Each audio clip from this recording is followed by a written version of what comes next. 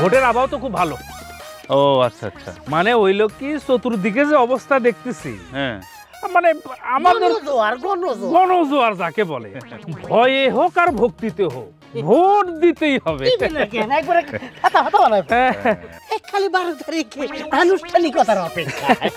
গণজোয়ার তৈরি হয়ে গেছে। জি আচ্ছা সুমন সাহেব, আপনার কি মনে হয়?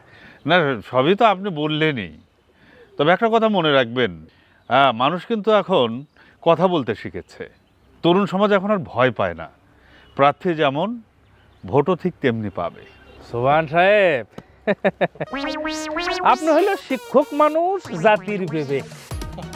আমার মনে হয় রাজনীতি নিয়ে আপনার ভাবার দরকার নাই, ওইটা আমরা আছি, ওটা আমরা সাইরে নেবো। বাচ্চাদেরকে পড়ান। ওই যে যেটা বললো, আপনি বাচ্চাদেরকে পড়াশোনা করান, উচ্চ শিক্ষিত বানান, সবাই শিক্ষিত হোক। একটু হুমকি দিলেন মনে হয়। আরে না, শোনেন, দেশ বদলেছে, আশা করি ভোটের হাওয়াও এবার বদলাবে। বুঝছি। হুস হুস কারে খেদা? কুত্তা খাটাই মামা। কুত্তাগুলোরে এইভাবে খেদাইতে হবে রে।